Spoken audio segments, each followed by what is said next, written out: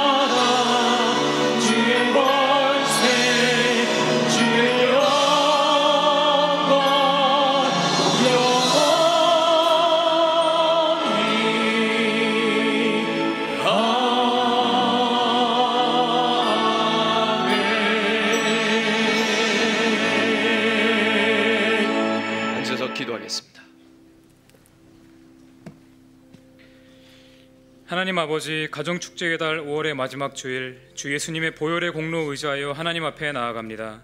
아무런 자격과 공로가 없는 저희를 구원해 주시고 예배자요 또한 주님의 몸된 교회를 섬기는 자로 세워주시니 감사합니다. 저희의 평생에 복음에 대한 감격이 식지 않게 하시고 늘 십자가만을 자랑하는 주의 백성들이 되게 하옵소서. 지난 한 달간 귀한 말씀을 통해 가정의 소중함을 깨닫게 하시고 성경적인 가정을 회복할 수 있도록 은혜를 주시니 감사합니다. 중앙의 모든 가정들 가운데 늘 말씀과 기도가 살아있게 하시고 사랑과 꿈이 가득하여 하나님의 뜻을 이뤄드리는 복된 가정들이 다 되게 하옵소서. 주 예수님의 복음을 위해 세워진 중앙교회가 하나님을 영화롭게 해드리고 사람을 존귀하게 하는 과연 그 교회 되길 원합니다. 드리는 예배마다 하나님의 은혜가 충만하고 강한 성령의 역사가 나타나게 하옵소서. 담임 목사님께서 선포하시는 말씀에 모든 성도들이 아멘으로 화답하고 삶의 자리에서 적극적으로 실천하며 아름다운 열매를 거둘 수 있게 하옵소서. 각 기관, 위원회, 목장 등의 모든 소그룹 모임에 하나님의 사랑이 충만하게 하시고 영혼 구원과 영적 성숙의 통로가 되게 하옵소서. 진솔한 삶의 나눔이 있게 하시고 서로를 위해 중보하며 교회를 뜨겁게 위해 기도하는 모임이 되게 하옵소서. 전교인 성경 필사가 진행 중에 있습니다. 하나님의 말씀을 한 글자라도 적을 수 있다는 것이 얼마나 큰 은혜인지 깊이 깨닫게 하시고 중앙의 모든 성도들이 함께 참여하여 영혼을 고치시고 삶을 회복시키시는 말씀의 능력을 경험하게 하옵소서. 고명진 담임 목사님을 위해서 기도합니다. 영육을 강건하게 붙들어 주시고 맡겨주신 귀한 사명 감당하실 수 있도록 날마다 성령으로 충만하게 하옵소서. 말씀을 전하실 때 죽은 영혼이 소생하게 하시고 잠자던 심령이 깨어나며 마음에 무거운 짐을 지고 있는 성도들이 자유와 평안을 얻게 하옵소서. 김장한 원로 목사님을 강건하게 붙들어 주시고 성령께서 함께 하시어 말씀 사역과 방송 사역이 더욱 흥왕케 하옵소서. 안정세를 보이던 코로나19가 다시 확산의 조짐이 보여 많은 국민들이 불안과 공포에 떨고 있습니다. 주님, 저희는 연약합니다. 저희의 힘으로 할 수 없습니다. 능하신 하나님의 손으로 보호하시어 속히 재난이 물러가게 하옵소서. 더 이상 감염이 확산되지 않도록 막아주시고 확진 후 치료 중에 있는 모든 분들이 속히 회복되어 가족의 품으로 돌아가게 하옵소서. 일선에서 수고하는 의료진과 방역당국의 모든 관계자들 그리고 한마음 한뜻으로 협조하는 모든 국민들에게 새 힘과 소망을 더하여 주옵소서. 문재인 대통령과 위정자들에게 국정을 잘 이끌어 나갈 수 있도록 지혜를 주시고 새로 시작된 21대 국회의원들의 모든 범사에 하나님께서 함께하여 주셔서 저들이 하나님을 경외하고 국민을 사랑하는 마음으로 맡겨진 직무를 잘 감당케 하옵소서. 지금도 북녘 땅에서 목숨을 걸고 예배하는 성도들이 있습니다. 북한의 성도들의 영육을 지켜주시고 속히 복음 통일을 이루어 선교 한국으로 크게 쓰임받는 대한민국 되게 하옵소서. 선교의 현장에서 삶을 들여 복음을 전하시는 선교사님들을 지켜주시고 선교지마다 구원받는 영혼의 수가 날마다 더해지게 하옵소서. 지금 이 시간에도 보이는 곳에서 또 보이지 않는 곳에서 예배를 섬기는 많은 손길들이 있습니다. 주님 기억하여 주시고 하나님의 은혜와 평강으로 충만케 하옵소서. 우리 주 예수 그리스도의 이름으로 기도합니다. 아멘.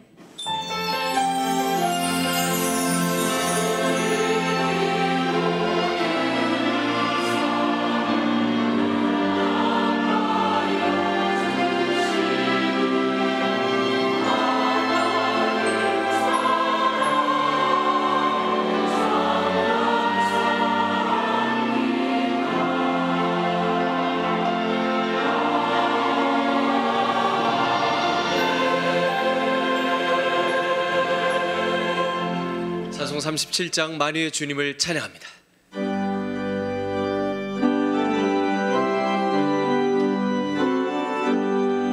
주 예수님 이름 높이어 나 찬양하여라 나 찬양하여라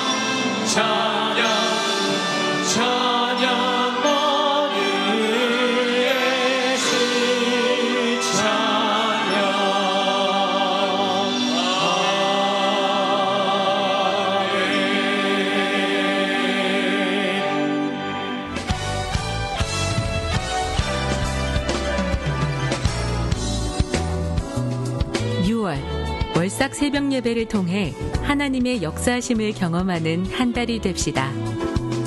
호국보훈의 달을 맞이하여 중앙의 모든 성도들이 조국 대한민국을 위해 기도하고 예수 그리스도의 사랑으로 이웃을 돌아보는 축복의 6월이 되시기를 바랍니다. 중앙교회는 경건한 마음으로 예배를 미리 준비하기 위해 예배 시간 헌금 방법을 다음과 같이 안내해 드립니다. 예배 시간에 헌금 바구니를 통해 봉헌하는 대신 예배 전 준비된 마음으로 정성스럽게 헌금함에 봉헌합니다. 헌금함은 예배 30분 전부터 봉헌 시간까지 각 예배실 입구 앞에 비치됩니다. 운영 시간 이후에는 헌금함을 개방하지 않습니다. 예배 전 기도하는 마음으로 미리 봉헌해 주시고 헌금함 운영 시간 이후에 봉헌하길 원하시는 분들은 1층 로비 헌금함을 이용해 주세요. 온라인을 통해 헌금하실 분들은 화면에 안내되는 헌금 계좌로 헌금해 주세요. 온라인으로 헌금하신 분은 교구장에게 휴대폰으로 기도 제목을 보내주시면 주신 내용으로 함께 기도하겠습니다. 헌금 내역을 확인하시려면 중앙교회 홈페이지 하단에 있는 기부금 영수증 페이지로 들어가신 후 본인 인증 과정을 거치시면 그동안의 헌금 내역을 확인하실 수 있습니다. 자세한 사항은 재정부로 문의해주세요. 교회 출입 시 코로나19 바이러스 확산 방지를 위해 방명록 기록하는 불편을 덜어드리고자 과연 그 교회 교인증을 발급합니다. 스마트폰 앱스토어에서 지저스온 교회 관리 앱 검색 후 다운받아주세요. 지저스온 앱에서 앱의 권한을 허용해주세요. 개인정보 및 수집에 동의해주시고 제출 버튼 눌러주세요. 본인 이름, 생년월일, 성별, 핸드폰, 교회명, 인증번호를 입력해주세요.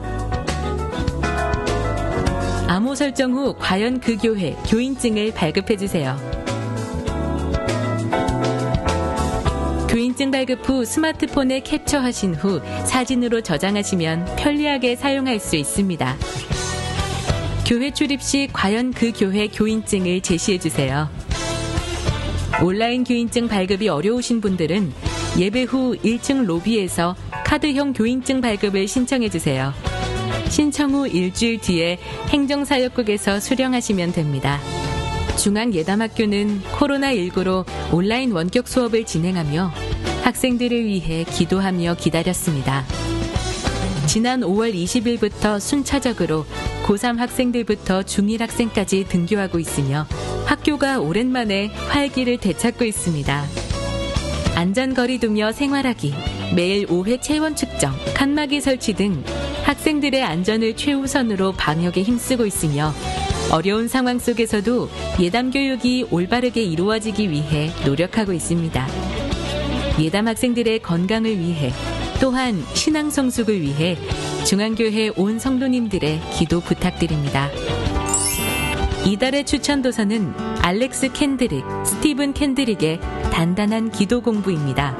이달의 추천 도서를 읽으시고 감상문을 제출해 주시면 심사를 통해 다음 달 추천 도서를 한 권씩 드립니다. 처음 나오신 새가족이나 등록을 원하시는 분은 예배 후 1층 중앙비전홀로 오시면 자세한 등록 안내를 도와드리겠습니다. 할렐루야. 5월의 마지막 주일, 오늘이 5월 마지막 날입니다. 내일은 6월 1일 새 달의 첫날을 맞이하는데 매월 초하루에 드리는 월삭 새벽기도회 6월 달에는 그대로 진행하겠습니다. 내일 아침 5시 20분 여러분들께서 함께해 주시기를 부탁드리겠습니다. 새롭게 또 확진자가 늘어나면서 코로나 사태가 불안합니다만 저희들이 안전거리를 잘 유지하고 또 교회에서는 방역에 최선을 기울이고 있습니다. 그 어느 때보다 여러분들께서 신경을 쓰시면서 그러나 하나님 앞에 갖는 경건 생활과 신앙생활 더 힘썼으면 좋겠습니다. 방금 여러분들이 영상 통해서 보셨지만 교회 교인 카드, 사실 우리 중앙교회 성도임을 증명하는 것을 스마트폰에 여러분들이 다 받으실 수가 있고요. 혹여 잘 모르시는 분들은 밑에 내려가시면 교역자 누구에게든지 부탁하면 금방 도와드릴 수가 있습니다. 어르신들 혹시 스마트폰이 불편하시면 저희들이 직접 만들어 드리는데 신청하시면 한 주일 후에 여러분들에게 드리도록 그렇게 하겠습니다. 주보안에 교회 여러 소식이 담겨져 있습니다. 방금 여러분들이 영상 함께 참고해 주시기를 부탁드리고 전교인 성경 필사 참여 못하시는 분 없이 꼭 다 참여해 주셨으면 진심으로 감사하겠습니다. 원로 목사님 주간 사역란에 보시면 이번에 특별한 행사 몇 가지가 있습니다. 6월 5일, 6일 1박 2일로 극동방송 운영위원 수련회가 있습니다. 6월 5일에 영동 극동방송 신사옥 헌당감사 축하음악회와 또 헌당감사 예배가 토요일 아침에 있습니다. 지난번 작년도 영동 지역 화재로 인해서 우리 방송국이 완전히 전소되어 새롭게 방송 사옥을 지었는데 영동 극동방송 사옥이 잘 완성되었습니다. 여러분들 위해서 기도해 주시고 많이 축하해 주시면 진심으로 감사드리겠습니다. 주보 안쪽에 맨 오른쪽 면에 보시면 새가족 환영 및 교인 소식이라고 되어 있고 그 중간쯤 새가족 안내 과정이라고 있습니다. 많은 분들이 이 부분을 좀 오해하시는데요. 우리 교회 새 신자가 아니고 새 가족입니다. 다른 교회에 신앙생활 하시다가 우리 교회 혹시 수원으로 이사 오셔서 출석하시는 분들, 심지어는 우리 교회 지금 현재 처음 오시는 목사님들도 이 세 가족 과정은 꼭 거칩니다. 처음 우리 교회에 오셔서 우리 교회가 어떤 사역을 하고 있는지, 우리 교회 유관 기관은 어떤 기관들이 있는지, 우리 교회 처음 오시는 분들은 잘 모르기 때문에 그런 안내하는 과정입니다. 그리고 특별히 우리 교회에 정식 교인으로 등록하는 일에 이 과정은 필수로 여러분들이 꼭 하셔야 되는데, 많은 분들이 나는 예수 믿다 왔기 때문에 그건 세 가족 안에 있는 거고요. 여기는 새신자. 근데 우리는 세 가족은 우리 교회 목사님들도 사역하러 오시는 분이 중앙교회에서 이런 사역을 하구나, 또 이런 일들이 있구나, 또 이런 기관과 모든 사역 내용 구체적으로 알 수 있는 과정입니다. 여러분들이 꼭 함께 해주시기를 부탁드리겠습니다. 나머지 모든 내용 주보를 참고해 주시고, 오늘 3부 예배 처음 나오셨거나 오랜만에 오신 분, 이 시간 환영하고 또 축복하는 시간 갖겠습니다.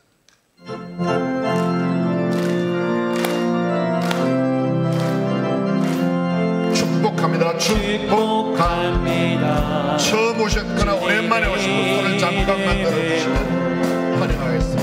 2층에도 혹시 식당 예배시거나 전시관 시간, 이곳에 모인 주의 거룩한 자녀에게 주님의 기쁨과 주님의 사랑이 충만하게 넘치기를 축복합니다. God bless you. God bless you. 축복합니다. 주님의 사랑으로. 옆 사람 마음껏 축복하며 God bless you. God bless you. 축복합니다. 주님의 사랑으로. 내 옆 사람 이렇게 바라보면서 사랑이 뚝뚝 떨어지는 눈빛으로, 사랑한다고 꼭 말하지 않아도 눈빛으로 이렇게 보세요. 좀 미워하는 눈빛 없죠? 네. 준비하신 예물 하나님께 봉헌합니다. 은혜와 사랑이 많으신 하나님께 감사와 찬송을 드립니다. 우리를 하나님의 자녀로 삼아주시고 거룩하고 복된 주일 건강한 몸으로 주님의 성전에 나와 신령과 진정으로 예배드릴 수 있음에 감사합니다. 이 시간 주님이 주신 은혜에 감사하여 물질로 저희들의 마음을 표현합니다. 부족할지라도 저희들의 정성을 기쁘게 받아주시길 원합니다. 여러 가지 감사의 조건을 가지고 예물을 드린 손길들이 있습니다. 어려운 상황 가운데서도 주님의 것을 분별하여 드린 손길도 있습니다. 각각의 손길마다 그 심령을 더욱 복있게 하시고 주님의 은혜로 채워주시옵소서. 어려움을 당하는 이웃을 구제하고 헤아리는 데에 부족함이 없는 넉넉한 마음과 물질도 채워주시길 원합니다. 저희들이 세상에서 살아갈 때에 물질의 노예가 되지 아니하고 날마다 받은 은혜에 감사의 고백이 가득한 삶을 살기를 원합니다. 이 예물이 쓰여지는 곳곳마다 주님의 복음의 역사가 일어나게 하시고 주님의 영광만이 온전히 드러나게 하여 주세요. 좋으신 하나님, 참 좋으신 예수님, 우리의 기도를 응답해 주시고 한없는 축복을 더하여 주시는 예수 그리스도의 이름으로 기도드립니다. 아멘.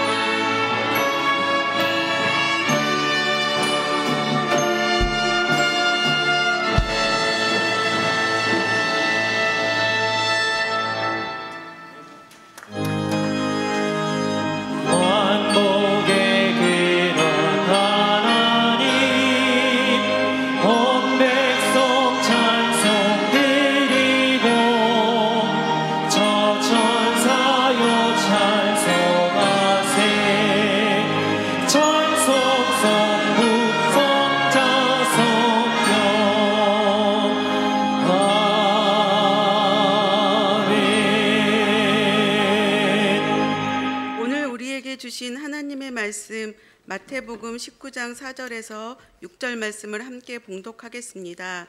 예수께서 대답하여 가라사대 사람을 지으신 이가 본래 저희를 남자와 여자로 만드시고 말씀하시기를 이러므로 사람이 그 부모를 떠나서 아내에게 합하여 그 둘이 한 몸이 될지니라 하신 것을 읽지 못하였느냐. 이런즉 이제 둘이 아니요 한 몸이니 그러므로 하나님이 짝지어 주신 것을 사람이 나누지 못할지니라 하시니. 아멘.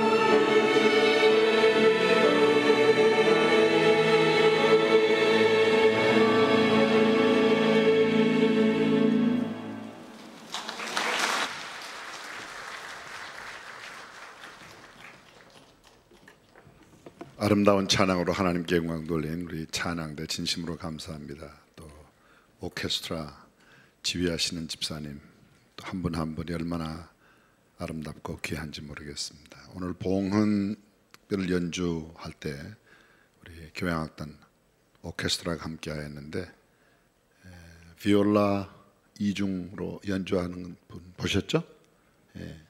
엄마하고 아들이에요. 어느 이직하는 줄 알았어요? 네.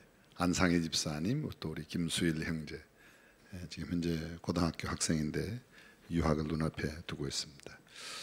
여러분 가정에 어떤 악기든지 또 아니면 여러분의 목소리 또 다른 형태로 하나님 앞에 이렇게 예배하고 찬양하는 일에 함께 하시면 참 좋을 것 같습니다.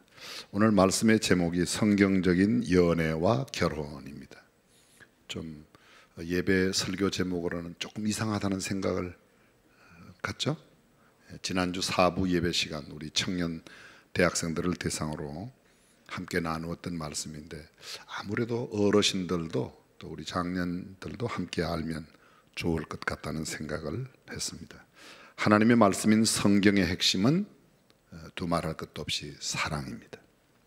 하나님은 사랑이십니다. 요한일서 4장에 보게 되면 사랑하는 자들아 우리가 서로 사랑하자. 사랑은 하나님께 속한 것이니 사랑하는 자마다 하나님께로 나서 하나님을 알고 사랑하지 아니하는 자는 하나님을 알지 못하나니 이는 하나님은 사랑이심이라. 요한복음 3장 16절 우리가 잘 알고 있습니다. 하나님이 세상을 이처럼 사랑하사 독생자를 주셨으니 이는 누구든지 저를 믿는 자마다 멸망치 않고 영생을 얻게 하려 하심이니라. 일반적으로 세상에서 말할 때 연애는 사랑의 과정이요, 결혼은 사랑의 결정체요, 자녀는 사랑의 열매요, 지속적인 사랑의 공동체가 가족이요, 가족이 가정에서 행하는 모든 삶의 내용과 형태를 가정생활이라고 하고 가정 밖에서의 활동과 삶을 사회생활이라 그렇게 말합니다. 가정생활, 사회생활에서 가장 높은 가치가 무엇인가? 두말할 것도 없이 사랑입니다. 율법의 가장 핵심이라고 말하는 십계명도 딱 두 글자로 줄이면 사랑입니다. 십계명의 첫 번째 계명이 뭐예요? 나 외에 다른 신을 두지 말아라. 두 번째 계명이 뭐죠? 우상 만들지 말고 절하지 말고 섬기지 말아라. 3계명 여호와의 이름을 망령되이 일컫지 말아라. 4계명 안식일을 기억하여 거룩히 지키고 엿새 동안 부지런히 일하라. 대부분의 많은 사람들이 안식일을 기억하여 거룩히 지키라 이것만 하는데 엿새 동안 부지런히 일하는 게 4계명이에요. 놀고 놀다가 주일만 지키는 건 이건 4계명 잘 지킨 게 아닙니다. 이렇게 해서 첫 번째에서부터 네 번째 계명까지 한마디로 줄이면 하나님 사랑입니다. 다섯 번째 계명이 뭐야? 부모를 공경하라. 열 번째 계명이 뭐죠? 내 이웃의 것을 탐내지 말아라. 이 5계명부터 열 번째 계명까지 6개의 계명 한마디로 줄이면 이웃 사랑이고 내 가장 가까운 이웃 바로 부모님을 공경하는 것으로부터 이웃의 것을 탐내지도 말라는 말씀까지 10계명도 사랑입니다. 인생의 가장 아름다움의 극치 사랑하고 사랑받는 겁니다. 그것보다 더 귀한 것은 없죠. 인생의 가장 추하고 가장 꼴불견이 뭐야? 사랑받지 못하여 질투하고 사랑할 대상이 없어 안타까워하는 것입니다. 인생의 가장 큰 행복 사랑으로 말미암고 인생의 가장 큰 비극과 불행도 사랑을 상실할 때 생겨납니다. 인생의 영원한 주제 역시 사랑입니다. 돈도 명예도 권세도 지위도 건강도 다 중요하지만 아무리 건강해도 사랑 없으면 그 건강이 폭력으로 나타날 수 있습니다. 사랑이 없으면 내가 많은 것을 가졌을 때 그 물질이 나로 범죄케 할 수 있습니다. 그래서 사랑은 무엇보다 소중한 것이라고 말합니다. 성경은 우리에게 이렇게 말합니다. 내가 모든 지식을 가지고 산을 옮길 만한 믿음이 있어도 사랑이 없으면 아무것도 아니고 아무 소용이 없다고 말합니다. 그렇습니다. 무엇이든지 행할 수 있는 능력을 갖고 있고 모든 지식을 갖고 남들이 부러워하는 명성과 부귀영화를 다 누리고 가지고 있어도 사랑이 없으면 외롭고 고독하고 쓸쓸하고 그리고 슬프고 불행하게 살아가게 마련입니다. 청춘 남녀의 영원한 주제가 무엇입니까? 청춘 남녀, 결혼하지 않는 청춘 남녀의 영원한 주제는 연애와 결혼 그리고 진로, 한마디로 말하면 사랑과 미래라고 말할 수 있을 겁니다. 지난 4월 9일 하나님께서 우리 교회를 통하여 세우신 중앙예담학교에 입학식과 새학기 개학식이 있었습니다. 이제 우리 중앙예담학교가 중학생들도 3학년까지 고등학생들도 3학년까지 모두가 다 찼습니다. 지금 중3, 고3이 우리 학교의 시조들입니다. 근데 안타깝게도 금년 입학식과 입학예배 개학식은 원격 화상으로 영상으로 밖에 할 수가 없었습니다. 2020학년도 중고생 첫 원격 수업 시간을 제가 맡았습니다. 중학생은 20명씩 두 학급 40명, 고등학생은 20명씩 네 학급 80명이 입학을 하였습니다. 온라인 통해서 줌을 통하여 온라인에 먼저 첫 시간에 중학생 40명 모두 출석을 확인하고 서로 인사 나누고 그리고 입학을 축하한다고 학교에 대한 제반적인 이야기를 하고 수업에 들어갔습니다. 제가 한참 이야기하다가 학생들에게 무엇이든지 학교에 대해서나 또 저에 대해서 또 선생님에 대해서 질문할 것 있으면 하라고 그랬습니다. 학생들의 많은 질문이 쏟아졌습니다. 그중에 가장 첫 번째 관심, 가장 많은 질문이 공부에 대한, 어떻게 하면 공부 잘할 수 있는가, 또 아니면 학교 진학 이런 것에 대한 질문이 많았습니다. 두 번째로 많았던 게, 여러분 놀라지 마세요. 우리 학교에 오면, 자기가 이제 우리 학교에 입학을 하게 되었으니까 오면 연애할 수 있냐 이걸 물어보더라고요. 우리 학교의 중요 과목은 연애가 아니지만 그러나 아주 중요하게 취급은 하고 있는 과목이 연애인데, 사실 제 주변에는 지금 영상으로 함께 강의를 하는데 제 주변에는 교장 선생님, 교감 선생님, 교목 목사님도 계시고 여러 선생님들이 혹시 고 목사가 대답을 잘 못하는 게 생기면 도와주시려고 선생님들이 눈높이도 잘 모르고 이러니까 제대로. 그래서 애들이 연애해도 되는가 물어봤을 때 선생님들이 벌써 막 이렇게 된다는 거예요, 안 된다는 거예요? 안 된다. 근데 제가 연애해도 된다고 그랬어요. 애들이 너무 좋아하는 거예요. 단 조건이 있다. 건강한 연애를 해라. 당장 질문이 쏟아졌습니다. 그러면 건강한 연애가 뭐냐? 이렇게 중학교 1학년 입학생이 14살이에요. 걔들이 물었습니다. 제가 얼른 대답을 했습니다. 첫 번째, 밝은 데서 해야지 된다. 두 번째, 부모님이나 선생님, 친구들이 보는 데서 떳떳하게 하는 연애가 건강한 연애다. 한 가지 조심할 게 있다. 소극적인 표현이지만 캄캄한 데 가서 누구 입이 크나 대보자 이런 소리는 하지 말아라 그랬습니다. 알아들으세요? 둘째 시간이 되었습니다. 고등학생 똑같은 절차를 거쳐서 수업이 역시 고등학생들 최대의 관심은 공부였습니다. 그리고 축구 동아리에 대해서 많이 물어봤습니다. 운동에 대해서, 동아리 모임에 대해서 여러 가지 물어봤습니다.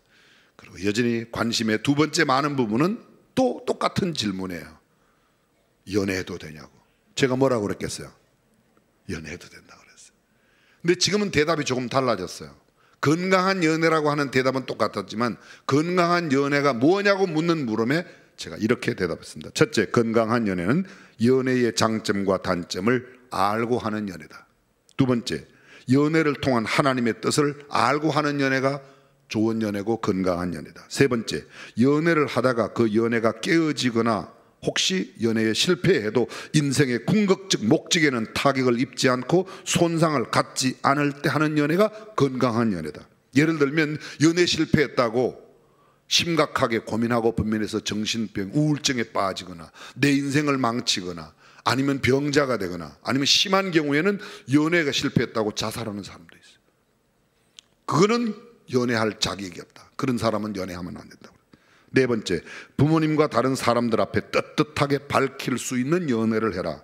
다섯 번째, 부끄럽고 수치스럽고 죄가 되는 것은 과감하게 배제할 수 있는 영적인 힘을 가지고 연애하라고 그랬습니다. 일이 있고 난 뒤에 한 달쯤 뒤에 성공회에 우리 한국 주교라고 그러면 우리 교단으로 말하면 총회장 되시는 그런 분이십니다. 주교를 만났습니다. 그분들은 신부라고도 하고 목사라고도 합니다. 이를테면 경기 교육감을 하고 계시는, 경기도 교육감을 하시는 이재정 신부님, 그 신부님 그러면 아니에요, 목사님, 목사라고 부르세요. 성공회는요, 앵글리칸 처치 또는 에피스코팔 처치라고 말하는 이 성공회는 신앙은 우리 개신교하고 같습니다. 우리하고 같아요. 형태는, 예배를 드리는 형식은 상당 부분 캐톨릭의 예배 형식을 따르는 겁니다. 신앙의 내용이 같기 때문에 함께 다 잘 통합니다. 근데 그분과 이야기를 하다가 우리 학교에 이런 이야기를 했습니다. 학생들의 입학식과 연애에 관한 이야기 했더니 그거 적어달라고 그러더라고요. 그거 꽤 괜찮은 것 같다고. 여러분도 괜찮다고 생각하세요? 뭐 다는 뭐 그런 이야기를 갖고 뭐 괜찮다고 그러냐. 예. 근데 정말 중요하죠. 어떤 분이 이렇게 생각할지 모르겠어요. 고 목사, 난 다 늙었어. 난 내 나이가 지금 몇 살인데 무슨 연애 결혼 그런 걸 하냐. 여러분, 여러분의 자녀들은 어때요? 아니, 여러분들의 손주들은 어때요? 7살 된 아들 녀석이 유치원에 다녀왔습니다. 코가 벌렁벌렁하면서 굉장히 흥분한 상태로 엄마, 그동안 엄마한테 맡겼던 돈을 다 주세요. 왜 그러냐고 그랬더니 저축을 해야 되겠대요. 저축을 해서 뭐 하려고? 그 돈을 다 모아서 앞으로 집을 사고 양복을 사겠다는 거예요. 너무 이상해서 물어봤어요. 아니 왜 집을 사고 양복을 사냐고 그랬더니 유치원에 가서 봤는데 다정이라는 아이가 너무너무 예뻐서 걔랑 결혼하려면 집도 사야 되고 양복도 사야 된대. 기준이 아주 확실해요. 얘는 집 정도는 마련하고 결혼하겠다는 거예요. 적어도 결혼은 양복 입고 하겠다는 거예요. 그래서 참 어이가 없지만 이상하다는 생각을 하고 며칠 지냈습니다. 이 아이가 와서 엄마, 나 걔랑 결혼 안 할 거야. 왜? 걔가 엄마보다 이쁘고 누나보다 이쁘고 그렇게 이쁘다고 막 입에 침을 질질 흘리면서 그러더니 왜 그러냐 그랬더니 걔가 딴 남자아이하고 뽀뽀하는 걸 봤더니만 걔 절대 안 된다. 기준이 있는 겁니다. 그 아이 나름대로 기준이 있는 겁니다. 그 아이가 꼭 우리 집 아들이라고 이야기하기는 좀 그렇지만 그런 일이 있었어요. 여러분, 유치원 아이들도 나이가 들어도 70살, 80살도 되어도 사랑에 빠지면, 연애에 빠지면 나이는 그냥 숫자에 불과하지 얼마나 사람이 순박해지는지 모릅니다. 도대체 연애가 뭐야? 인생이라는 게 뭡니까? 인생은 끊임없는 만남으로 시작되고 만나고 헤어지는 것이 인생이에요. 이제 제가 PPT를 준비해서 화면에는 계속해서 여러분들은 화면을 쭉 보시게 됩니다. 인생은 만남이에요. 회자 정리, 불교용어로 쓰이지만 만난 사람은 반드시 헤어진다. 그 다음에 거자 필반, 지나간 사람은 또다시 반드시 돌아오게 된다는 겁니다. 근데 우리의 만남 가운데 유명한 말틴 부버가 이훈트 두라는 책을 썼어요. 그 책 안에 나를 위해서 모든 것이 내 유익, 나에게만 집중되어 있는 만남은 나와 그것과의 만남이고, 나와 당신이 인격적으로 만나는 만남, 그 나와 너의 만남이라고 했습니다. 그는 그분의 책 가운데 이훈트 두 마지막 부분에 또 다른 만남 하나를 소개했는데 내용은 구체적으로 밝히지 않았습니다. 그래서 우린 교회에서 신앙으로 말하면 나와 영원하신 하나님과의 만남이라는 것이죠. 인격적인 만남이 있는가 하면 비인격적인 그런 만남이 있습니다. 모든 누구를 만나도 어떻게든지 내 욕심을 채우고 내가 얻고자 하는 것을 얻기 위해서 만나는 만남. 근데 여러분, 인생이 만나는 게 내 마음대로 만나져요? 절대로 그렇지 않습니다. 내 부모는 내가 만나고 싶다고 만난 게 아니에요.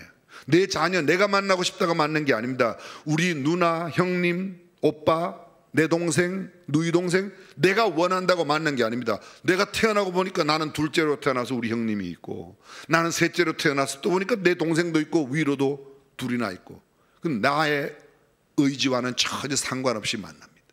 부모님도 마찬가지죠. 근데 이런 만남 외에 내 의지와 상관없는 만남 이외에 또 만나는, 내가 의지를 갖고 내 생각을 갖고 나는 이런 사람을 만나리라, 나는 이런 남자를, 나는 이런 여자를 만나고 나면 금방 아이고 이게 아닌데 금방 알지만 그러나 처음에는 그렇게 만나는 거예요. 그죠? 그리고 또 이게 이런 만남이 아닌데 라고 생각하다가도 오래오래 살다 보면 뭐야? 역시 하나님께서 그분을 그렇게 나를 만나게 하셨구나. 신앙인들의 공통된 고백이란 말입니다. 그런데 가장 중요하게 우리가 생각해야 될 것은 이것입니다. 마치 다윗이 요나단을 만났을 때 한 말처럼 너와 나 사이의 하나님이, 이 말을 좀 또 다른 표현으로 말하면 하나님께서 왜 너를 만나게 하셨는가? 나와 너를 만나게 하신 하나님께서 담아놓으신 뜻이 뭐냐? 이것을 소위 신학적인 용어로 신적 만남, 디바인 미팅이라 그렇게 말합니다. 왜 이 남자를 만나게 하셨을까? 왜 이 자매를 만나게 하셨을까 하는 것입니다. 인류 역사상 최초의 남녀의 만남이 창세기 2장에 나옵니다. 아담과 하와의 만남입니다. 우리는 이것을 가르쳐 사회적인 용어로 결혼이라고 말합니다. 자, 먼저 오늘 결혼이란 도대체 무엇이냐 하는 것부터 생각을 해보려고 합니다. 첫 번째, 결혼이란 상호 보완과 성숙, 소위 완성이랍니다. 영어로 complete, 완성하다, completeness, 완성이 되는 겁니다. 창세기 2장 18절에 보게 되면 사람이 독채하는 것이 좋지 못하니 내가 그를 위하여 돕는 배필을 지으라. 돕는 배필을 지으리라. 그리고 아담을 잠들게 한 뒤에 아담의 갈빗대를 취하여 하와를 만드셨습니다. 근데 하와를 만드실 때 내가 그를 위하여 돕는 배필로, 다시 말하면 아내를 지으신, 여자를 지으신 창조의 목적이 뭐예요? 여자분들만 대답해 보실까요? 대답하기 싫어요? 하나님의 말씀이에요.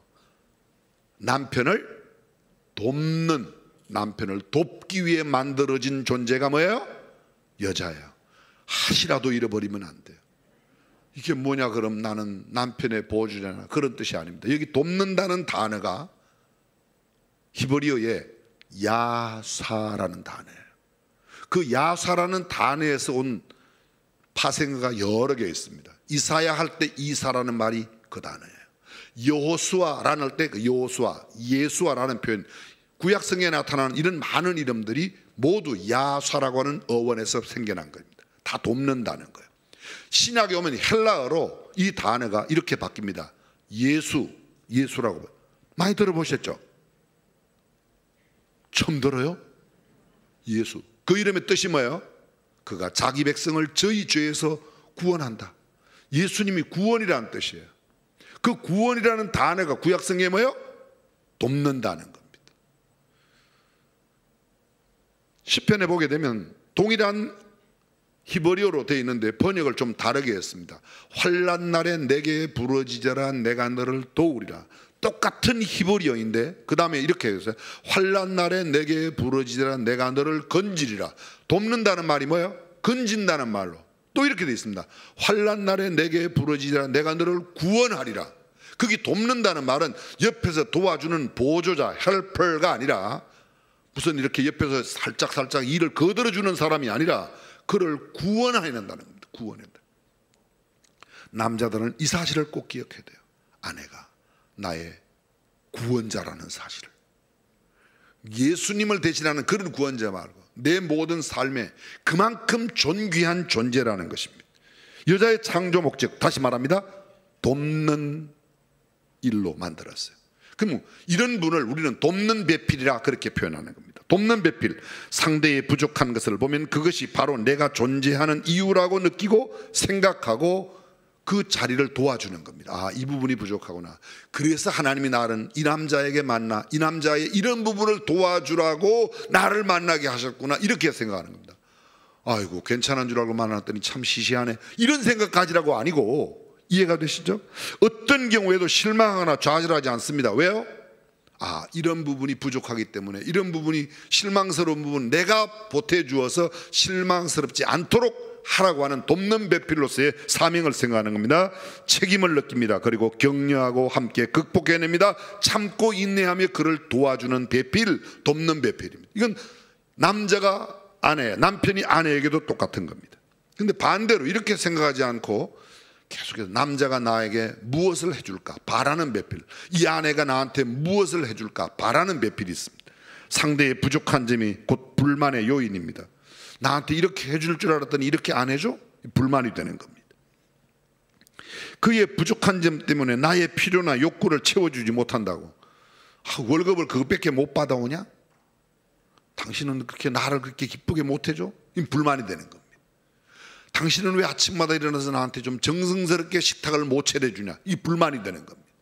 사랑하면 어떻게 하면 더 잘 도와드릴까? 어떻게 하면 더 잘 공경하고 접대하고 순종할까? 사랑할까? 이런 걸 고민합니다. 실수와 실패를 용납하지 못해요. 실수와 실패를 상대방만의 잘못이라고 생각합니다.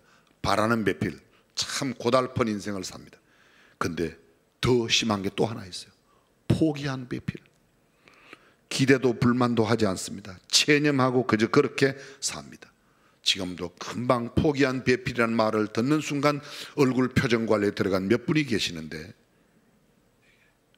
사랑하는 성도 여러분, 우리 교회 모든 성도들의 가정은 돕는 배필로서, 돕는 남편, 돕는 아내로서의 행복한 창조의 목적에 합당한 가정이 되시기를 주님의 이름으로 축원합니다.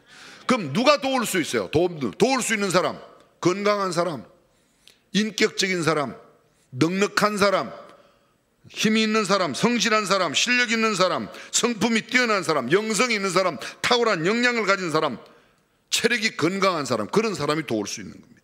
영적으로 정신적으로 아주 건강한 사람, 인간관계가 원만한 사람, 그리고 센스 있는 사람, 감각이 있어요. 이분이 이게 부족하구나, 내가 이걸 도와드려야지. 이 사람이 이게 좀 모자라구나, 이걸 내가 도와줘야지. 이것도 모자라고 저것도 모자라고, 내가 어쩌다가 이런 남자를, 이런 여자를 내가 택했나. 그게 아니죠.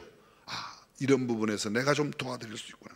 그리고 적극적이고 긍정적인 사람입니다. 감사하는 사람이에요. 불평과 원망하는 사람이 아니라는 겁니다. 성숙한 사람, 프로이드는 이런 말을 했습니다. 성숙한 사람은 사람을 사랑하는 사람이요, 일을 사랑하는 사람이다. 이런 사람들은 높은 가치를 실현해냅니다. 높은 가치 많이 들어보셨죠? 기억나십니까? 내가 많이 가지면 가질수록 남이 유익하고 남에게 덕이 되는 삶의 가치, 높은 가치입니다. 이해하는 마음, 용서하는 마음, 사랑하는 마음, 충성스러운 삶의 태도, 성실한 삶의 태도는 남들에게 절대로 해가 가지 않습니다. 내가 사랑하는 마음, 이해하는 마음을 아무리 많이 가져도 남들에게는 손해가 안 돼요.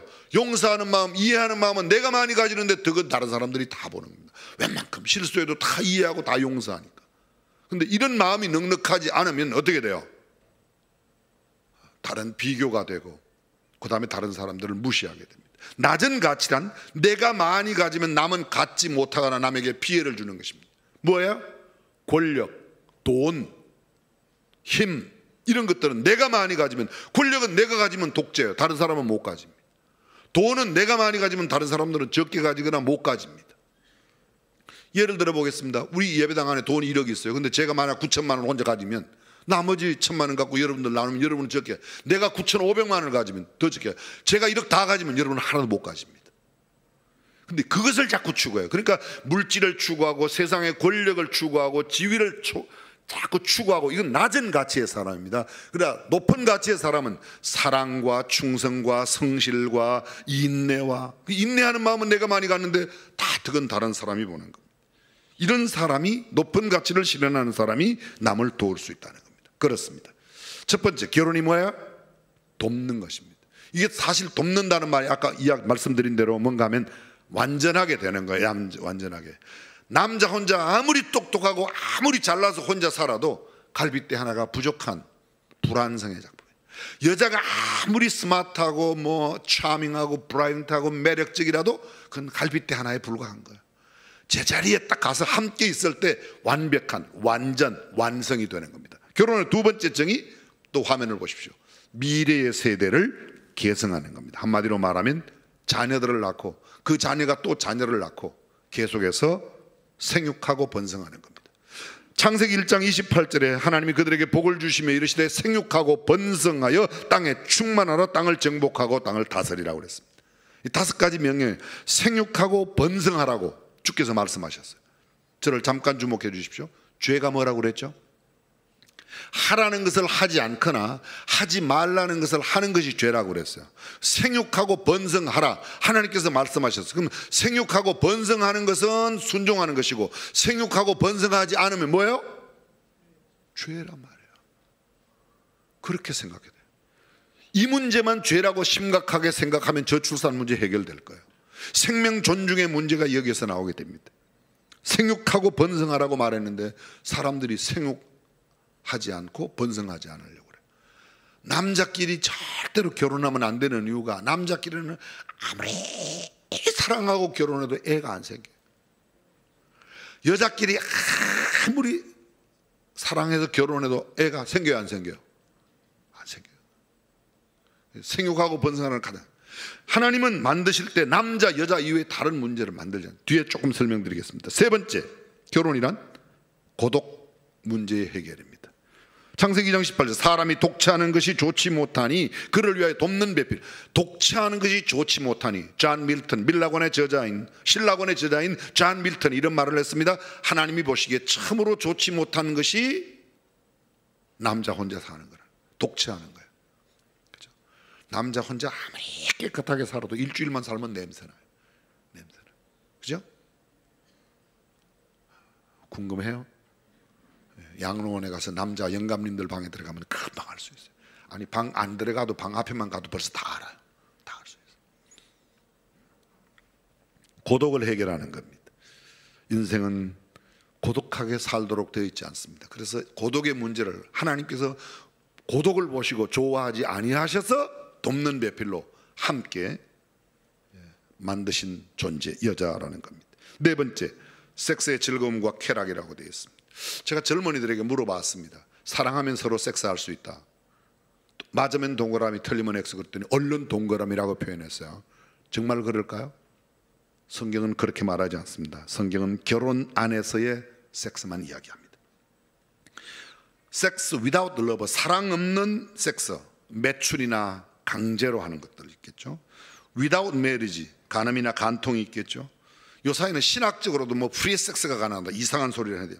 Sex with animal, 동물과 sex with same sexuality, 호모입니다. 호모, 소위 이번에 서울에서 코로나 확진자를 많이 만들었던 게이 클럽, 신기하죠. 게이 클럽 했는데 그 다음날 제주도까지 갔어요. 나중에 알고 보았더니, 언론에 발표를 드렸지만 보았더니 거기가 게이 클럽 축제의 기념일이라고 그래서 전국에서 다 모였어요. 그 다음날 전국으로 퍼져나가니까 한꺼번에 그냥 퍼져나가. 근래에 우리나라의 차별금지법이 지금 국회에 계류 중에 있는데요, 21대 국회에서 꼭 그 법만큼은 성경적으로 바르게 좀 잘 처리가 되었으면 좋겠다는 생각을 갖습니다. 젠더, 성경에는 남성, 여성 이외에 다른 성이 없습니다. 그렇죠? 다른 성이 없어요. 트랜스젠더, 남자가 여자로, 여자가 남자로, 이거 없어요. 성경에 그런 내용이 없어요. 근데 그렇게 남자끼리 뭐 잘못된 내용을 갖다가 죄라고 하는 부분은 성경에 있습니다. 트랜스젠더, 지금 현재 젠더, 성을 성적 성향이라고 또는 사람들의 마음의 성향에 따라서 정할 수 있다고. 앞으로 어느 정도인가 하면 이 정도예요. 내가 남자의 신체 구조를 가지고 있는데 나 여자예요. 그리고 여탕에 들어가도 막을 방법이 없어요. 여러분들은 아주 전혀 괜찮게 받아들이시는 것 같아요. 여자의 신체 구조를 한 사람이 남탕에 나 남자예요 그리고 들어가도 이거 막을 방법이 없어요. 내가 성 정체성을 내가 결정한다는 겁니다. 지금 캐나다에서 애가 태어나면 남성 여성을 출생신고에 내질 않아요. 얘가 18살이 되거든 네가 남자로 살 거나 여자로 살 거나 네가 그때 와서 결정해라. 큰일 났어요. 하나님께서 보낼 때 남자로 보내고 여자로 보낸 것은 여자로 살고 남자로 살라고 보낸 거예요. 그걸 갖다 중간에 바꾸라, 어떻게 해라, 18살 되면 결정해라, 택도 없는 소리 좀 하지 마세요. 택도 없는 소리. 저는 죄송합니다. 용서가 드리세요. 하나님께서 막 성내고 분내고 막 욕하고 이런 걸 그냥 아직도 싹 안 없애고 그냥 둔 것은 그런 데다가 좀 해주라고 한 것 같아요.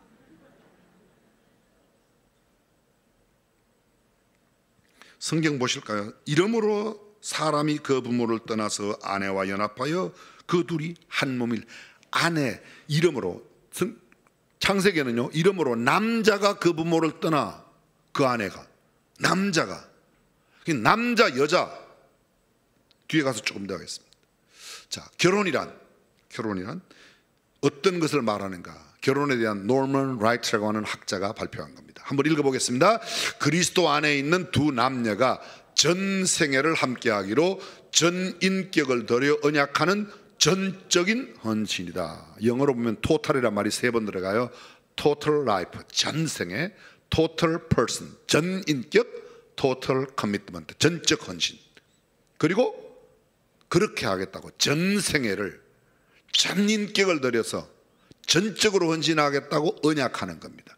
언약을 누가 하는 거죠? 누가 하는 거예요? 결혼 언약을.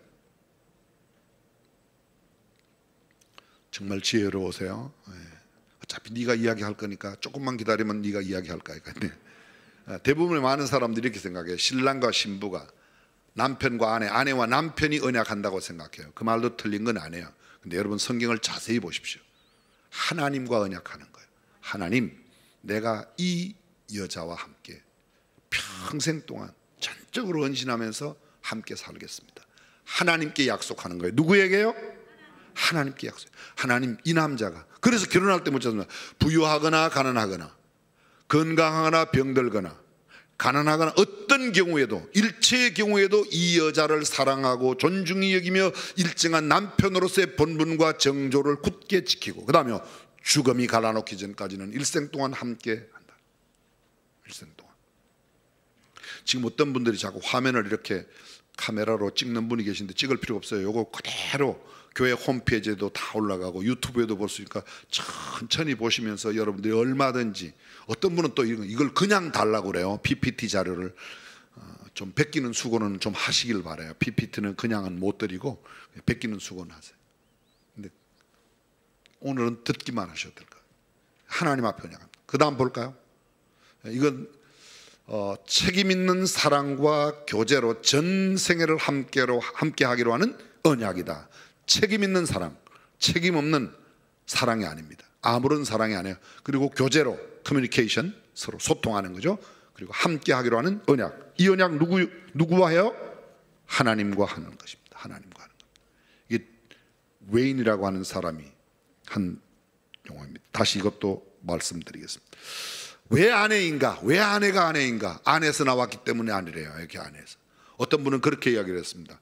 하나님께서 여인을 머리로도 안 만들고 발로도 안 만들고 가슴으로 만든 것은 동등한 인격체로서의 만들기 위해서, 그리고 남성의 팔 안에 보호하도록 만든 존재가 여자이다. 마누라가 왜 마누라인가? 마주 보고 누워라, 그래서 마누라라는 해석이 있는데 이건 성경에는 안 나오는 겁니다. 여편네가 뭔가, 옆에 있는 이라고 그래서 여편네래요. 그랬더니 남편은 뭐냐? 남의 편이 남편. 그건 아니에요. 그건 아니에요. 어쨌든 누군가는 이렇게 해석을 붙였는데 참 의미 있는, 나름대로 뜻 있는 해석이라는 생각을 했습니다. 자, 그리스도인의 결혼 왜 하는가? 그러면 도대체 그리스도인의 결혼 why? 첫 번째, 하나님의 창조 섭리예요. 두 번째, 생육하고 번성하기 위해서. 세 번째, 효과적인 주님의 사역을 위해서. 효과적인 주님의 사역을 위해서. 이 결혼을 하여 함께 효과적으로 사역을 합니다. 네 번째, 순결한 삶을 위해서. 결혼 안에서 섹스 문제 해결, 본능적인 욕구 해결, 즐거움, 여러 가지가 있습니다. 다섯 번째, 가정을 통하여 주시는 하나님의 복을 누리기 위해서. 여섯 번째, 완벽한 존재로 살려면 결혼하는 겁니다. 결혼 안 하고 살면 남자는 뭐가 부족해요? 갈빗대 하나가 부족해요. 여자는 뭐예요? 갈빗대 하나로 사는 거예요. 그래서 함께. 일곱 번째, 돕는 배필을 얻는 것은 신비요 하나님의 복을 얻는 일이기 때문입니다. 그렇다면 누구와 결혼할까? With whom? 그리스도인의 결혼 누구와 할까? 첫 번째요. 함께 읽어보겠습니다. 첫 번째 뭐예요? 이성과 결혼해야지 돼요. 이성과 결혼. 이 말도 안 되는 이야기를 지금 이렇게 강조해야 하는 시대가 됐습니다. 이거 20년 전만 해도 이런 이야기 절대로 안 했어요. 오래 남자는 여자랑 결혼했고 여자는 남자랑 결혼했지, 남자끼리 여자끼리 결혼한다는 걸 상상도 안 했습니다. 상상도 안 했습니다. 아주 이상한 사람만. 근데 이걸 지금 보편화시키겠다고, 이걸 보편화시키겠다. 지금 현재 우리의 어린 아이들이 다니는 학교에서 이게 남자끼리 여자끼리 결혼해도 괜찮다는 것을 가르치는 겁니다. 이게 교육부에서 가르치라고 지금 하자, 합법적으로 이것을 가르치도록 하자.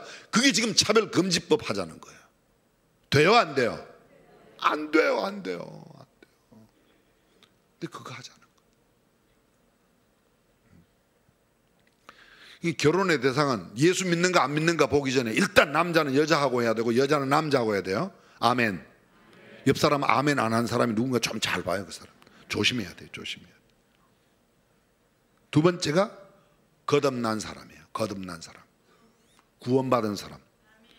고린도후서 6장 14절 너희는 믿지 아니하는 자와 함께 멍에를 같이 하지 마라. 이 결혼을 할 때 예수 믿지 않는 사람, 아이고 안 믿는 사람하고 결혼해서 그때 저 사람 전도하면 되잖아요. 아니요, 전도하고 나서 결혼해야 돼요. 이건 성경적인 지침이에요. 간혹 그런 사람이 있어요.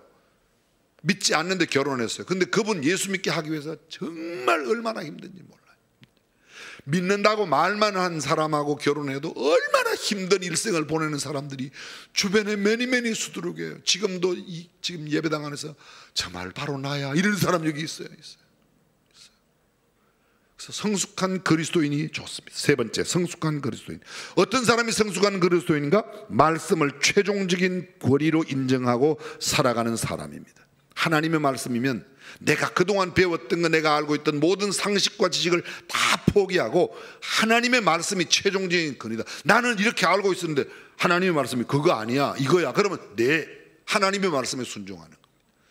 내 생각이 이것이 옳다고 믿어왔는데 예수님이 아니라고 그러면 아유 예수님 그게 아니에요, 제가 잘못 생각해요. 얼른 바꿀 수 있는 사람. 주님의 말씀이면 주께서 말씀하시면 그대로 내 아무 토달지 않고 그대로 바꾸는 사람, 그 사람이 성숙한 그리스도인인 줄로 믿습니다. 네 번째, 영어로서 죄송합니다, 롤더십이라고 되어 있는데 예수 그리스도가 주인 되심을 실현하는 사람. 내 모든 것은 내 것이 아니라 하나님의 것입니다. 내 삶의 길이, 시간도 하나님의 것, 내 능력도 하나님의 것, 내게 주어진 모든 삶의 환경, 물질, 모든 것이 하나님의 것입니다 라고 생각하는 사람. 그러면 문제가 안 돼요. 내 거라고 생각하니까. 부부간에도 상당 부분의 갈등이 물질 때문에 일어나요. 돈 때문에. 그죠? 갑자기 또 표정관리 하시지 말고 그냥 우리끼리니까, 가족끼리 아니에요. 우리는 한 가족. 그죠? 그런 것 때문에 생겨나요, 안 나요? 상당 부분 부부간의 갈등과 이 가정 부흥회가 왜 일어나요? 가정 부흥회 왜 일어나요? 돈 때문에 일어나요. 돈 때문에. 무슨 남북 통일 문제 때문에 부부간의 갈등이 아니에요. 그렇죠? 미국이 지금 홍콩에 관여하나 안 하나 뭐 이런 것 때문에 부부싸움은 별로 안 해요. 거의 보면요 사소한 돈 때문에, 시장 벌금 이런 것 때문에 사소해요. 우리를 넘어뜨리게 하는 것은요 큰 산이 아닙니다. 발끝에 걸리는 돌멩이 때문에 걸려 넘어지는 거예요. 작은 것이에요. 그래서 모든 것을 하나님의 것이라고 인정하는. 다섯 번째, 뜻이 의합한 사람. 다른 말로 말하면 비전이 같은 사람, 삶의 방향, 목적이 같은 사람, 이야기가 되는 사람과 함께 살아야 된다는 거죠. 이야기가 다르면 참 곤란하죠. 그죠? 참 곤란하죠. 달빛이 은은하고 참 밝습니다. 아내가 그런 말을 하는 것은 그 달빛 아래 걷고 싶다는 이야기인데요. 달, 밝은 날 처음 봤나? 이게 끝나는 겁니다. 근데 대부분의 남자들은 문제 해결적인 이야기를 해요. 여자들은요 낭만적인, 여자들의 언어 뒤에는 마음이 담겨 있고, 마음이 담겨 있어요. 근데 그 마음을 읽어야 되는데 그걸 잘 못 읽어요. 대표적으로 못 읽는 사람이 지금 여러분 앞에 서 있는 사람이에요. 그걸 못 읽어서, 그 말은 무슨 말인가? 저도 고충을 겪을 때가 많다는 거예요. 그걸 못 읽어가지고. 요 앞에 가게에 커피 가게가 새로 생겼는데 아내들은 그렇게 말해요. 그 말은요 당신과 같이 가서 커피 한 잔 먹고 싶다는 이야기인데 그걸 못 알아듣고 커피집 그 집뿐이가 뭐 근사하게 생겼던데 뭐 이딴 식으로만 이야기하고 지나가는 겁니다. 참 죄송합니다. 미치고 환장하는 거죠. 그래서 남자들한테 이야기할 때는 이렇게 이야기하는 게 좋아요. 난 당신이랑 거기 가서 커피 한 잔 먹고 싶어요. 그러면 금방 알아들어요. 남자는 상당히 단세포적이에요. 표현이 좀 그러네요. 그렇지 않은 분도 계세요. 다 그런 건 아니에요. 저는 좀 그런 편이에요. 여섯 번째, 사랑하는 사람과 결혼하는 겁니다. 사랑하는 사람. 세상에서는 주로 반대로 생각해요. 이것저것 다 안 따지고 사랑하면 된다고 생각합니다. 근데 그 사랑이 굉장히 쉽게 속아요. 여러분, 유명한 세계적인 영화 배우가요 너무너무 사랑해서 결혼했어요. 1년도 못 가서 이혼했어요. 이분이 결혼을 몇 번 했는지 아십니까? 8번 했어요. 8번. 네 번째는 이렇게 말했어요. 나는 이 사람과 죽을 때까지 절대로 헤어지지 않겠다. 그리고 1년도 못 가서 또 헤어지고 5번째, 6번째, 7번째, 8번째. 우리 사람의 마음은 변해요. 진심으로 주님의 사랑으로, 주께서 우리에게 주신 사랑으로 사랑하는 사람이 됩니다. 배필은 누가 정하는가? 하나님께서 정하십니다. 자, 어떻게 그러면 하나님의 뜻에 따라 내 파트너를 찾을 수 있는가? 그렇죠? 하나님께서 정하신 배우자를 찾는 방법. How to find my partner according to the God's will. 하나님의 뜻을 따라 내 파트너를 찾는 법. 첫 번째, 기도하는 겁니다. 여기서 내 파트너라고 말하니까 난 이미 결혼했는데, 여러분의 손자 어린아이, 올해 태어나고 내년에 태어날 아이, 아니면 아직 결혼하지 않은 내 자녀들을 위해서 그들의 파트너가 하나님의 뜻에 따라 만나도록 지금부터 기도하는 일이라는 겁니다. 결혼하지 않은 형제와 자매들, 지금이 여러분의 인생에 내 배우자를 위하여 기도할 가장 빠른 시간이에요. 이미 나머지 시간은 다 지나갔어요. 오늘 이 시간이. 결혼하지 않은 내 자녀가 있다면, 아들, 딸이 있다면 그 아들, 딸이 하나님의 뜻 가운데 좋은 배우자를 만날 수 있도록 기도하는 가장 빠른 시간은 지금 이 시간부터입니다. 저희 집 이야기를 해서 죄송합니다. 제가 제 아내하고 결혼하기 전에 이제 집에 가서, 제가 저희 집에 가서 미스킴이랑 결혼을 해야 되겠다고 그랬더니 처음에는 좀 탐탁지 않게 생각하셨어요. 우리 아버지 어머니가요. 그 이유는 우리는 다 믿는 집안인데 제 아내는 그 집에서 홀로 믿고 뭐 처 백모님 믿고 이렇게 믿는 사람이 처남 한 분 믿고, 그렇게 대부분은 장인 장모님도 예수를 믿지 않으셨어요. 그게 좀 우리 아버지 어머니 마음에 좀 걸리셨는지, 제가 너 왜 그 여자랑 결혼하려고 그러냐 이렇게 이야기가, 우리 아버지 어머니가, 그래서 내가 이 여자랑 결혼해야 목회를 할 수 있을 것 같습니다 그랬어요. 조금 심각하게 받아들여요. 이 여자랑 결혼을 하면 목회를 못할 것 같습니다 그랬더니 우리 어머니가 그래? 너 그 여자 사랑하니? 묻더라고요. 뭐라고 그랬겠어요? 그때 봤어요? 그랬더니 우리 어머니가 이렇게 말해요. 그래, 네가 사랑하고 그 여자랑 결혼한다면 그 여자는 틀림없이 우리 집에 합당한 여자일 거야. 나는 오래전부터 네 색시를 위해서 기도했는데 우리 집에는 아무나 못 들어온다. 아무나 못 들어와. 네가 어릴 때부터 기도했는데. 제가 그 말씀을 들을 때요, 제 마음이 얼마나 안도가 됐는지 몰라요. 나는 생각지도 않았을 때, 내가 어릴 때, 내가 핏덩어리 젖먹일 때 우리 어머니는 그때부터 벌써 제가 어떤 사람과 결혼할지를 위해서 기도하셨다는 거예요. 누군지는 모르지만 기도했다는 거예요. 여러분, 여러분의 자녀들이, 여러분께서 여러분 자녀들의 배우자를 위해서 기도했다는 걸 알면 얼마나 기쁨이고 긍지겠습니까? 그죠? 제가 그렇게 한 것이 아주 못마땅하십니까? 이거 얼마나 긍지가 돼요. 내가 너를 위해서, 너의 아내 될 사람을 위해서, 너의 남편 될 사람을 위해서 내가 얼마나 기도했는지 몰라. 기도하는 겁니다. 내가 아무리 잘 살아도 내가 이 사람 없으면 못 살겠다고, 너 없으면 못 살아 그러고 결혼했는데 1년도 안 돼서 너 때문에 못 살아 금방 바뀌는 겁니다. 이게 인간이에요. 이게 그 사람이나 그렇지, 아니 우리도 경험했지 않습니까? 그죠? 내 남편에게, 내 아내에게 다 그런 경험했죠. 표정 관리 하시지 말고 그냥 우리 식구니까, 친정 식구니까 이야기를 해봐요. 그런 게 얼마나 많아요. 억지로 하실 필요는 없어요. 진짜 없으면 없는 거지만 다 누구나 있는 거예요. 그런 갈등이 다 있어요. 남들 볼 때는 멀쩡하게 목사 부부이지만 집에 가면 갈등이 얼마나 많은지. 교회 오면 아주 장로님, 권사님 막 너무 부부 행복해 보이는데 집에 가면 얼마나 갈등이 있는지. 지금 갑자기 또 표정 관리에 들어가신 분이 또 많이. 사랑하는 성도 여러분, 배우자를 위하여, 내 자녀들, 내 손주들 배우자를 위하여 기도할 때 하나님의 뜻에 맞는 좋은 배필을 만나게 될 줄로 믿습니다. 두 번째, 맡기는 겁니다. 하나님께 맡기는 거예요. 맡기는 거예요. 세 번째, 주어진 현재 사역에 충실하라. 창세기 2장에 보면 아담이, 하나님께서 아담에게 맡기신 일, 모든 동물들의 이름을 짓는 일을 부지런히 감당하고 있었을 때에 하나님께서 그에게 하와를 허락해 주셨습니다. 네 번째, 말씀 중에 인도를 받아라. 주의 말씀은 내 발의 등이요 내 길에 빛인 까닭에, 내 삶의 길에 그분이 빛이 되시고 등이 되십니다. 다섯 번째, 빛 가운데서 행동하라. 여섯 번째, 자기를 잘 아는 영적 지도력. 교회 신앙의 선배들, 목사님이나 장로님이나 권사님, 제 이야기 또 조금만 하겠습니다. 결혼하기 전에 결혼 상담을 해야 될 텐데 누구랑 할까? 대부분의 많은 사람들이 결혼 상담을 친구랑 해요. 결혼하지 않은 친구랑. 저는 이런 생각을 가졌어요. 첫 번째, 결혼 상담은 반드시 결혼한 사람에게 한다. 두 번째, 결혼하고 행복하게 사는 사람에게 한다. 결혼했는데 맨날 지지고 볶고 싸우는 사람한테 가서 결혼하면, 상담을 하면 별로 그렇게 이렇게 하면 안 된다는 이야기는 듣는데 이렇게 하면 행복하게 산다는 건 배우기 어려울 것 같아요. 그렇게 해도 갈등이 생겨요. 그렇게 해도 갈등. 그런데 어쨌든 기본적으로 영적인 멘토 하는 겁니다. 창세기 24장, 창세기는 전체 50장으로 되어 있는데요, 24장이 이삭의 결혼 이야기를 담고 있습니다. 근데 24장이 창세기 가운데서 가장 긴 장이에요. 어떤 신학자가 이런 말을 했습니다. 하나님도 결혼에 대해서는 하실 말씀이 퍽 많으셨다고 그래요. 복잡하니까.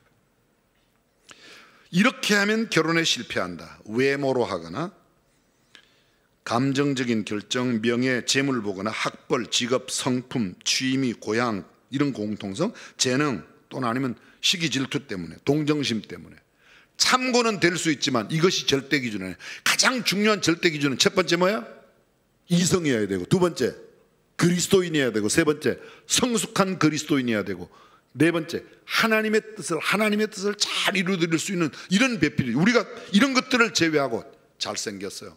여러분, 사랑해서 결혼한다고 말하는데 사랑하는 것하고 좋아하는 것은 차이. 너 왜 그 여자를 그렇게, 그 여자랑 결혼하는 거야? 너무 예뻐요. 예쁜 것을 좋아하는 것이지 사랑하는 게 아니에요. 사랑한다는 것은 내가 희생하는 겁니다. 너 그 사람하고 왜 결혼을 하려고 그러니? 그 사람은요, 노래를 잘하는데 정말 그 사람은 세계적인 음악가로 되기 위해서 제가 뭐든지 좀 도와주고 싶은 마음 때문에 결혼하려고 그러면, 이거는 사랑하는 마음이에요. 사랑하는 마음이에요. 이해가 되셨어요? 사랑은 이타적인 거예요. 좋아하는 것은 이기적인 거예요. 아주 쉽게 설명하면요, 고양이는 쥐를 좋아하지 사랑하지를 않아요. 고양이는 구운 생선을 좋아해요. 내가 먹고 싶다는 거지. 내 배를 채우기 위해서. 사랑한다는 건 그런 게 아니라 그를 위해서, 상대를 위해서 사랑한다는 거죠. 사랑해야 되는데 좋아해서 해야죠. 좋아해서. 우리는 너무 좋아해요.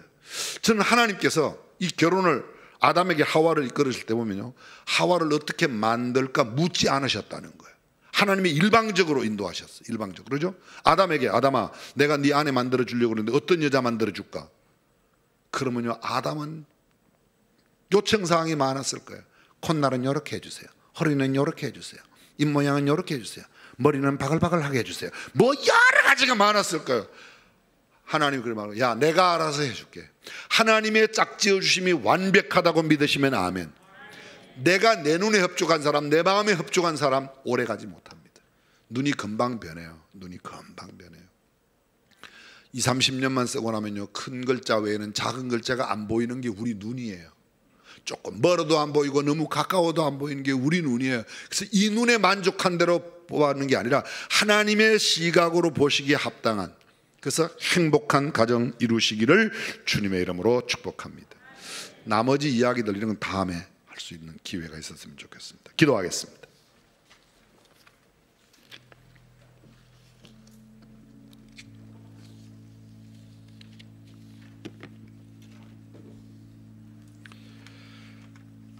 (1년 12달) 가정의 달, 특별히 5월은 가정 축제의 달로 오늘 5월을 보내는 마지막 주일, 마지막 날입니다. 다시 한번 하나님께서 계획하시고 친히 만드신 창세기의 가정, 아담과 하와의 가정의 모습, 우리의 가정과 함께 생각해 볼 필요가 있습니다. 이미 결혼하신 분, 또 결혼하셨다가 사별을 하셔서 혼자 사시는 분도 계실 겁니다. 그러나 우리의 자녀들이 앞으로 결혼할 자녀들이 있다면, 우리의 자녀들이 다 결혼하여 손주들이 있다면, 아니 그 손주의 아들, 딸들이 또 생겨나고 또 생겨나 그들이 하나님의 뜻 가운데 가정을 이루어야 한다면 하나님의 마음에 합한 아름다운 가정을 세웠으면 좋겠습니다. 전능하신 우리 하나님, 주님의 몸된 수원중앙교회에 속한 모든 믿음의 권속들이 하나님께서 원하시는, 하나님께서 기뻐하시는 행복한 가정 생활할 수 있도록 복을 내려 주옵소서. 예수님의 이름으로 기도합니다. 아멘. 다 함께 일어나셔서 사랑하는 남편과 아내 또 가족과 서로를 위하여 축복하며 기도하겠습니다. 찬양하겠습니다.